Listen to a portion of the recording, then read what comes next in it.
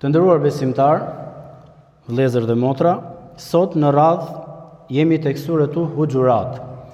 Një sure medinase prej 18 ajeteve që e ka kuptimin dhomat. Hujurat e ka kuptimin dhomat, ku bëhet fjalë për dhomat e profetit Muhammed sallallahu alaihi wasallam, që në të njëjtën kohë ishin shtëpitë e tij që i kishte me bashkëshortët e tij pranë apo pothuajse ngjitur xhamisë në Medinë. Dhe është një sure në fakt e cila tregon edhe atë se çfarë në përgjithësi suret medinase kërkonin më pas nga besimtarët. Suret medinase në përgjithësi, mbasi njerëzit e kishin besuar Allahun xhaleshanu, ishin të bindur në takimin me Allahun xhaleshanu, ishin të bindur në ringjalljen mas vdekjes, atëherë shikojmë që suret medinase, Allahu me anë të shpalljes së këtyre ajeteve në Medinë, i ftoi njerëzit në zbatimin e urdhëresave fetare, qofshin këto nga aspekti juridik, qofshin këto nga aspekti moral i jetës së përgjithshme që e përfshite pra jetën e besimtarit. Kështu është edhe surja Hujurat, e cila në 18 ajete flet ku specifikisht rreth 5 herë i drejtohet drejt për së drejti besimtarëve, ku i fton besimtarët Allahu xhaleshanu që të pajisen me një moral dhe një edukat hyjnore, një edukat e cila kërkohet nga besimtarët për t'u sjellë në jetë. Arsyeja e zbritjes së surës Hujurat ka të bëjë me ajetin që u lexua sa më lart, ku Allahu thot innal ladhina yunadunaka min wara'il hujurati aktharuhum la yaqilun. Për sa i përket atyre që të thërasin ty o Muhammed përtej mureve, shumica e tyre nuk kuptojnë. Një fis erdhen për të takuar një grup për një fisi, erdhen për të takuar Muhammedin sallallahu alaihi wasallam në vakt treke. Në atë kohë kur profeti alayhis salam bënte atë çfarë quhet kailule, pra pushimin një gjumë të lehtë mbas namazit të drekës. Dhe erdhi ky grupi për të atakuar profetin alayhis salam dhe e thirrën atë në emër, duke bërtitur. Normalisht ky grupi thuhet që vinte nga shkretëtira, pra një grup jo shumë i civilizuar me jetën qytetare, akoma me zakonet e një fshati të pa edukuar me edukatën islame, por që pikërisht rrinin me ato traditat dhe edukatën që ata kishin si popull. Dhe ju drejtuan për te mureve, Muhamedi alayhis salam ishte duke pushuar dhe ata i thrasin: "O Muhammed, dil se do të takojmë ty, o Muhammed."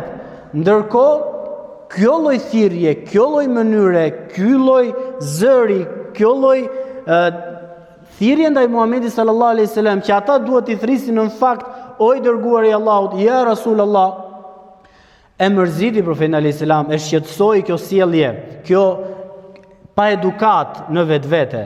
Dhe kur doli profeti alayhis salam, pra vëreje i thuhet në tiparet e tij që ishte i pakënaqur nga mënyra se si këta njerëz u sollën. Dhe pikërisht Allahu xhaleshanu do të shpall surën Hujurat, ku do t'i mësoj besimtarët në veçanti dhe një edukat të përgjithshme ndaj gjithë njerëzimit, ku dietarët thonë që shohim që morali, edukata, të dish ti të flasësh, të dish kur të flasësh, të dish ti drejtohesh atij që ke përballë, çfarë moshe ka i përballë, çfarë pozite ka i njeri në shoqëri përballë, është një edukat që duhet besimtarit të pajiset. Jo vetëm një që jeton në qytet, po kjo është një edukat që Islami kërkon gjithë përfshirjen e individëve të muslimanëve, nga më vendi më i zhvilluar që mund të jetë kryeqyteti i një vendi, deri tek fshatrat më të thellë, përderisa ti pra e beson Kur'anin dhe e don atë që të jetë manuali i jetës tënde, atëherë shohim që edukata, morali i besimtarëve musliman duhet të jetë në një grad të lartë, qoftë edhe në mënyrën se si flasin, se si komunikojnë, se si respektojnë të tjetrin përballë, mënyrën se si i thrasin në emër apo me respekt të moshës, mund t'i thrasin, e supozojmë dikujt që është në moshë të thyer, për shembull, pavarësisht e ke apo se ke që është turp në edukatën e muslimanit ti thrasësh në emër, ti do t'i thrasësh o gjysh. Pra, kjo është dhe ideja që Islami kërkon që të implementoj dhe të edukoj besimtarin musliman. Në fakt dua që surën Huxhurat t'i kalojmë një sy të përgjithshëm për të marrë mësimet në çdo ajet, që me të vërtet është një edukat që lutë Allahun xhaleshanu të jenë këshilla të vlefshme për gjithë secilin prej nesh. Allahu e nis kështu këtë sure: "Ya ayyuhalladhina amanu la tuqaddimu bayna yaday Allahi wa rasulihi wattaqullaha inna Allaha samiun alim." O ju besimtar, mos bëni asgjë para të dërguarit të Allahut, para Allahut dhe para të dërguarit e Tij. Keni kujdes Allahun, se me të vërtetë Allahu dëgjon dhe di gjithçka. Pra, këtu automatikisht ky ajet I drejtohej sahabeve dhe të gjithë besimtarve që asë një veprim mos ta bënin pa u konsultuar me Muhamedit sallallahu alaihi wasallam, që t'i orientonte qoftë edhe në aspektin e besimit, të adhurimit me Allahun xhaleshanu, po qoftë edhe në gjërat e përgjithshme të edukatës së përgjithshme qytetare në jetën e përditshme që nuk dinin apo donin të mësonin, dhe Allahu I orienton: shikoni çfarë ju mëson Muhamedi alayhis salam dhe pastaj veprojeni. Në fakt, ky është një mësim për ne në këtë formë, që gjithsecili prej nesh, kur dëgjon një këshill, kur dëgjon një hadith nga Muhamedi sallallahu alaihi wasallam, kur dëgjon një orientim nga mësimet e hadithit të profetit sallallahu alaihi wasallam, aty më të dashur besimtar nuk ka vend për mendimin ton, nuk ka vend për opinionin ton. Tha Muhamedi alaihi salam për një çështje kështu dhe kështu, nuk kërkohet më mendimi jot në atë çështje se ka fol I dërguari I Zotit sallallahu alaihi wasallam. Ty si besimtar të takon të bindesh, ta dëgjosh këshillën e Muhamedit sallallahu alaihi wasallam dhe ta aplikosh, qoftë edhe nëse bie ndesh me egon tënde, qoftë edhe nëse bie ndesh me mënyrën se si ti e percepton jetën, sepse muslimani orientohet që jetën ta drejtoj drejt asaj çfarë e ka këshilluar Muhamedi sallallahu alaihi wasallam. O ju besimtar, mos ngrini zërin tuaj mbi zërin e Muhamedit sallallahu alaihi wasallam dhe mos I thrisni atij me epitete, me emra apo në mënyrën si ju e thrisni njëri tjetrin, se kështu ka për t'ju zhdukur Allahu veprat e juaja dhe ju nuk keni për ta kuptuar këtë gjë. E zhvlerëson pikërisht Allahu xhaleshanu veprën e mirë me sjelljen e keqe që bën besimtari, qoftë kur komunikon, qoftë edhe kur ka bashkëbisedim me dikë që është përballë, nëse flet me arrogancë, nëse flet pa respekt, nëse flet pa etik, komunikimi të moralit që I takon besimtarit musliman. Dhe kështu shpjegohet të dashur besimtar që në ajetin më poshtë Allahu tha kështu: Innal ladhina yaghuduna aswatahum inda rasulillahi ulaika alladhina imtahana Allahu qulubahum littaqwa lahum maghfiratu wa ajrun adhim. Ata të cilët e ulin zërin pranë të dërguarit të Allahut, ishte për sahabët, për ne si tham, ata të cilët nuk e ngrejnë zërin apo të duan të japin argumentin e tyre kur e kemi argumentin e Muhamedit sallallahu alaihi wasallam, ta njerëz Allahu zemrat e tyre ja ka mbushur me devotshmëri.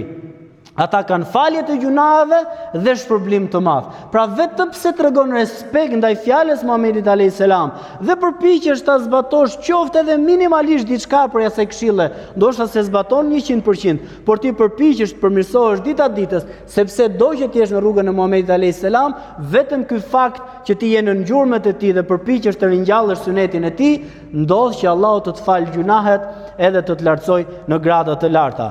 Dhe thonë që kur është shpallur ky ajet, që u dha një mësim I madh për sa I përket pikërisht këtyre njerëzve që I folën profetit alayhis salam në atë mënyrë aq të ashpër, më pas sahabët kur flisnin me Muhamedit sallallahu alaihi wasallam I ulën zërat e tyre, ajsa kur I drejtohesh Muhamedit alayhis salam nuk I dëgjonte profeti, thoshte nuk të dëgjova, ma thuaj edhe një herë, sepse sahabët po kishin frikë mos po bën gjuna duke ngritur zërin e tyre dhe duke I bërë profeti alayhis salatu wasalam pra mos respekt me sjelljen e tyre. Sa që profeti thoshte nuk të dëgjova, ma ngri edhe një herë zërin, ma thuaj edhe njerë. Pikërisht këta ishin njerëz që para se të vinte urdhëresa hyjnore silleshin në këtë formë që tham pa u edukuar, dhe kur erdhi edukata nuk bëhej fjalë, nuk bëhej me dyshje, ata më njëherë e sillshin në zbatim atë çfarë Allahu xhaleshanu këshillonte. Sepse Ke pjesa që tha Allahu i lartësuar, ata të cilët e thrasë Muhamedit alayhis salam për te mureve, thot kështu: sikur ata të kishin bërë durim derisa të kishte dalë veti dërguari i Allahut sallallahu alaihi wasallam, do të ishte më edukative për ta, ky lloj morali. Por gjithsesi Allahu është falës, mëshirues i madh. Pra rëndësishme, ju e bët gabimin. Ju nuk e dinit që ishte gabim një sjellje e caktuar. E mësove. Përpiqu ta zbatosh në jetë, dije se Allahu do të fali. Se Allahu nuk e merr njeriu në përgjithësi për diçka që ai nuk e di. O ju që keni besuar, shikoj moralin e kësaj sureje, që vetëm se edukon besimtarin. O ju që keni besuar, nëse vjen ndonjë fasik i pandërgjegjshëm, një njeri i prisht, edhe ju jep juve një lajm, ju shqyrtojeni mirë lajmin e tij. Pyesni një herë, është e vërtetë apo jo çfarë thotë ai njeri, se kështu mos bëni veprime të cilat më pas do të pendoheni për ato veprime. Dhe kjo pikërisht ka ndodhur me një ngjarje ku profeti alayhis salam dërgon një të deleguarin e tij në një fic që të merrte zakatin prej tyre. Kur shkon rrugës, një njeri i prisht e pyet se ku po shkon këtë të deleguarin e profetit alayhis salam dhe i thotë se fisi për të marrë zakatin që kanë obligim ata besimtarë. Ai i tha, ata kanë dalë me armë në duar, ata nuk duan të japin zakatin. Ky ishte një njeri që donte që muslimanët t'i përçante. I dërguari i Muhamedit alayhis salam, korrieri pra, i deleguari, nuk shkon që ta vërtetoj lajmin, por kthehet tek Muhamedi alayhis salam dhe i thotë që kështu ata janë ngritur për të na sulmuar neve. Muhamedi alayhis salam dërgon më pas një prej sahabëve të tjerë, i cili shkon atje, shikon që ishte Halid bin Velidi. Halid bin Velidi shkon për të studiuar situatën, çfarë po ndodh, a më të vërtetë këta janë ngritur kundër muslimanëve? Shikon që këta thrisnin ezanin, falin namazin, ishin musliman dhe ishin në nurdhën dhe bindjen e Muhamedit alayhis salam. Pastaj mori zakatin dhe ja çoi profetit alayhis salam. U shpall pikërisht ky ajet: o ju besimtar, kujdes kur ju vinë dhe ju flasin njerëzit për njëri tjetrin. Mos besoni çdo gjë që ju thon njerëzit. Njerëzit munduan t'ju përçajnë juve. Njerëzit munduan të fusnin fitnë dhe përçarje në familjen e juaj. Njerëzit munduan t'ju ndajnë nga një shok i ngushtë, mund t'ju ndajnë nga një mik i mirë. Ju mos i merrni gjërat për të mirëqëna. Nëse thuhet diçka për dikë, shko pyet e vet, vërtetoje, a është diçka e vërtetë apo jo. Mos e nis marrëdhënien me njerëzit në bazë se çfarë tha dikush apo tha dikush tjetër.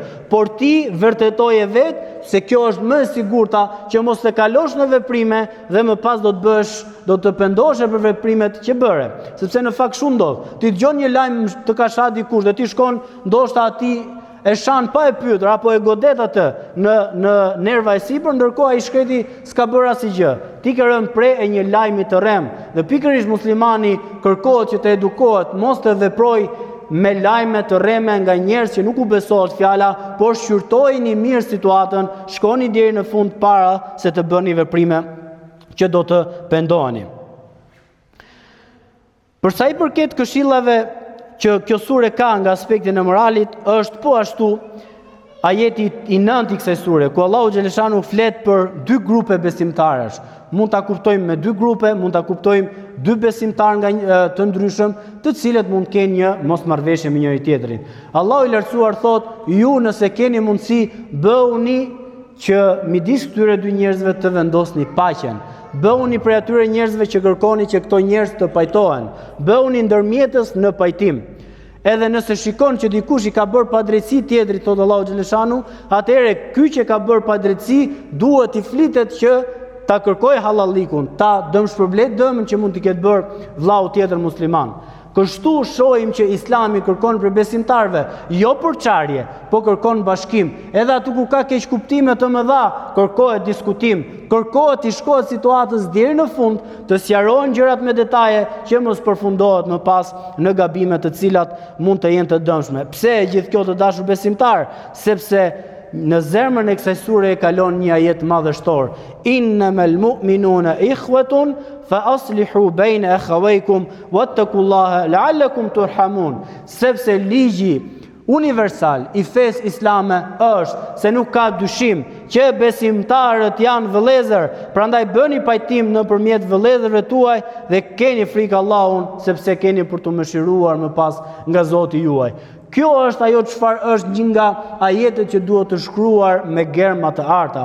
Besimtarët janë vëllezër dhe Allahu jo me kot e ka përdorur fjalën vëlla, sepse e dim se çfarë marrëdhënie duhet ketë vëllau me vëllaun kur flasim për vëlla gjaku, por edhe pse jemi vëllezër në besim apo në njerëzi dhe nuk kemi lidhje gjaku, Allahu e konsideron besimin, islamin, sikur të ishte vllau jot në realitet prej gjaku. Ashtu duhet jetë sjellja me njëri tjetrin, përderisa alhamdulillah kokën gjithsë bashku shku në sejdë, të gjitha parimet dhe themelet e jetës tonë, të doktrinës tonë islami kemi të gjitha të barabarta, atëherë jetojini marrëdhëniet e juaja si vëllezër me njëri tjetrin. Sillu është parim i madh. Sillu me njerëzit ashtu siç do donin të silleshin me ty dhe mos u sill me njerëzit, mos u sill me njerëzit ashtu si nuk do doje të silleshin ata me ty. E zbatove këtë parim në jetë, dije që do të jesh i lumtur në të gjitha rrethanat e jetës tënde.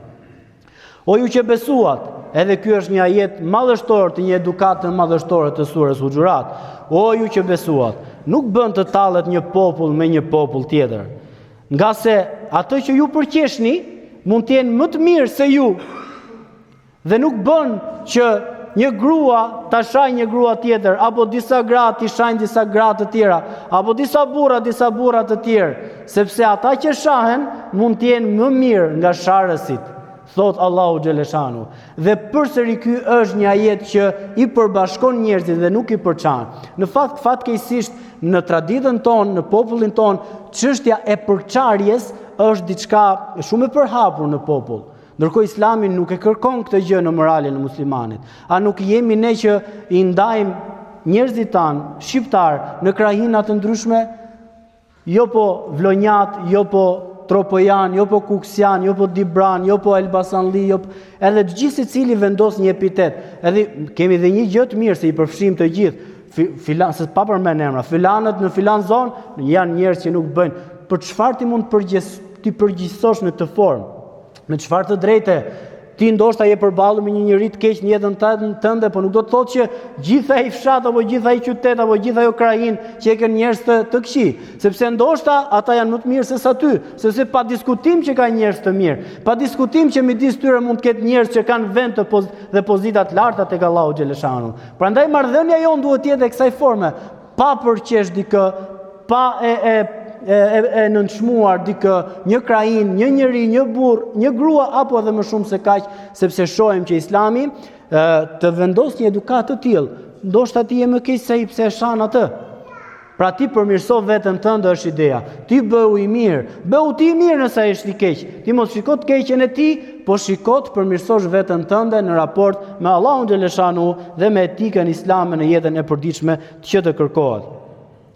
Dhe akoma dhe më shumë për të shtuar një edukat që është e pashoq në jetën e besimtarit, që tashmë kalon akoma në marrëdhënie më të afrueshme, më individuale, më miqësore, Allahu i lartësuar thot kështu: O ju që keni besuar, ja ju alladhina amanu ijtanibu kathira min adh-dhann. O ju që keni besuar, rrini larg, largohuni dyshimeve të shumta, sepse dyshimet janë një gjuna i madh. A doni ju që të hani mishin e vëllaut tuaj të vdekur? Fekerihtumu, ju e urreni një gjë të tillë. Vetëm kur e mendon, imagjino çfarë krahasimi ka bërë Allahu xhaleshanu, që ti të ndjesh i neveritur vetëm kur e dëgjon, e jo më ta sjellësh në praktik, të hash mishin e një njeriu të vdekur. Kjo është diçka e përshtirë, është diçka që të jep neveri. Ndërkohë Allahu e ka quajtur ngritjen e jetës në bazë të hamendësimeve. Mendoj unë se ai kishte këtë për qëllim, prandaj u soll kështu. Ma bëri kështu sepse ai ka këtë pse e ngrin jetën tënde në bazë të hamendësimeve. Dhe ky ajet kërkon pikërisht të qartësohen gjërat në jetën tënde. Asnjëherë mos ec me hamendësime.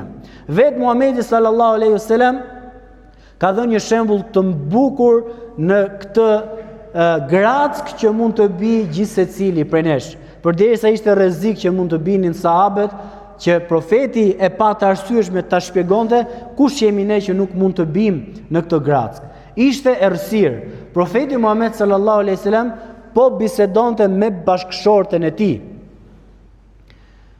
Ndërkohë, dy sahab kalojnë dhe e shohin profetin alayhis salam që po fliste me një grua sepse ajo kishte nikabin, ishte e mbuluar, edhe fytyrën e kishte të mbuluar. Dhe kur e shohin profetin alayhis salam, ulin kokat dhe largohen. Profeti sallallahu alaihi wasallam i thirri, afrohuni thot këtu. Edhe i tregon që kjo është bashkëshortja ime. Ato than, astagfirullah, o i dërguari i Zotit, nuk është nevoja që ti të na qartësosh diçka të tillë, sepse si mundet ne të mendojmë keq për të dërguarin e Zotit. Tha profeti alayhis salam, ndoshta ju nuk mendoni keq, po shejtani shëtit në trupin e njeriut, qarkullon në trupin e njeriut, njëjtë siç qarkullon gjaku në damaret e tij. Që do të thotë, ju mund të ikni, po kush do t'i kontrolloj mendimet? Shejtani të jep mendimin e keq, të jep vezvesen. Imagjino të mendosh keq për të dërguarin e Zotit sallallahu alaihi wasallam në këtë rast, por në të njëjtën mënyrë është një mësim i madh për ne, që i larg hamendësimeve mos e ngri gjykimin mbi tjetrin në bazë të hamendësimeve, apo në bazë të diçkaje që ti nuk e ke të qartë, po shko dhe qartësohu, nëse është nevoja dhe të intereson ty në marrëdhënie jetës tënde. Nëse jo, askënd mos gjyko, përsëri ktheje nga vetja jote gishtin dhe qortoje atë që të jesh dhe të përmirësohesh më mirë në raport me Allahun xhaleshanu. E mbyll Allahu xhaleshanu këtë sure të dashur besimtar me një edukat të madhe për sa i përket marrëdhënies në përgjithësi me njerëzit. Jo vetëm me besimtarë që duhet të jetë kaq e dallueshme, por Allahu kërkon prej nesh që me të gjithë njerëzit, pa dallim feje, të kemi një marrëdhënie vëllazërore, sepse jemi vëllezër prej nënës dhe babës tonë, Havas dhe Ademit. Jemi vëllezër njerëzimi. Allahu thot në Kur'an, ya ayuhan nasu inna khalaqnakum min dhakari wa untha waja'alnakum shu'uban wa qabaila lita'arafu inna akramakum indallahi atqakum inna Allaha alimun khabir. O ju njerëz, ne ju kemi krijuar juve për një mashkulli dhe një femre.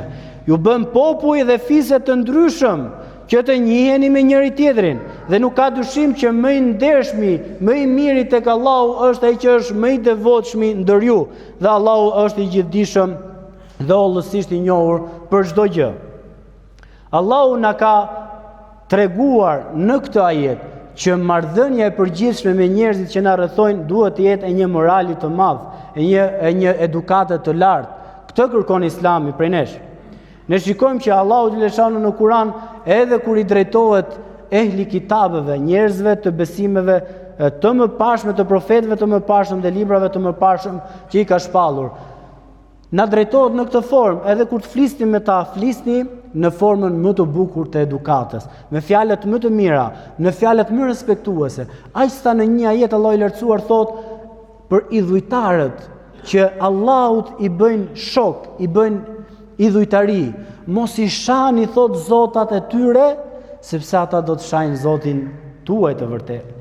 Pra edhe pse ata janë në rrugën e gabuar, ti duhet të bësh debat me ta në aspektin argumentativ, të sjellësh argumentet që Kur'ani na ka udhëzuar, dhe jo të jesh emocional, dhe jo të shash dhe të ofendosh tjetrin për diçka që beson, sepse njëjt do të shaj dhe do të ofendoj dhe i ty. Ndërkohë ndoshta edhe pse në pamje të parë shamja jote është e vërtetë, sepse ti po shan diçka të pavlerë, një gur apo një copë druri, po për të është e shenjtë sepse ai ashtu ka besimin. Ndërkohë për të marrë hak, ai do të shaj ty pas. Ndërkohë ai do të shaj të vërtetin dhe ti bësh sebeb shkak që ai të shaj Allahun xhaleshanu. Tha Muhamedi alayhis salam, mos i shani nënat e juaja. O i dërguari i Zotit, kush është ai i met që të shaj nënën e vet? Tha, a e shani ju dikë tjetër nga nëna? Po, ai do t'ju kthehet dhe do t'ju shaj nënën tuaj. Njëjt ju pra i bini automatikisht keni shar nënën tuaj. E shikojnë çfarë edukate të madhe pikërisht na mëson Islami në mënyrë të përgjithshëm. Dhe kjo, të dashur besimtar, është për një fakt të vërtet. Këto parime kërkohen nga besimtarët. Këto parime kërkohen nga besimtarët. Kërkohen nga ata që e quajnë veten mu'minun dhe jo muslimun. Pra nga mu'minët dhe jo nga muslimet, nga besimtarët dhe jo nga muslimanët. Çfarë do thotë o hoxh, jo nga besimtarët dhe jo nga muslimanët? A jemi ne të gjithë musliman? Ne jemi të gjithë musliman, elhamdulillah. Por një gradë përtej muslimanit është të jesh mu'min, të jesh besimtar. Dallimi është ky që thot Allah i lartësuar po ashtu në këtë sure. Qalet il arabu amanna. Erdhen arabët ke profeti alayhis salam, fiset e ndryshme, mbasi Islami mori udhëheqjen, triumfoi ndaj idhujtarisë, mori kontrollin e Mekës dhe Medinës në dorë, u bë një shtet i mirëfill, filluan fiset vinë tek Muhamedi sallallahu alaihi wasallam për ta quajtur veten besimtar. Dhe erdhen arabët tot Allahu, qalet il arabu amanna. Than këto fise erdhen dhe u bën besimtar.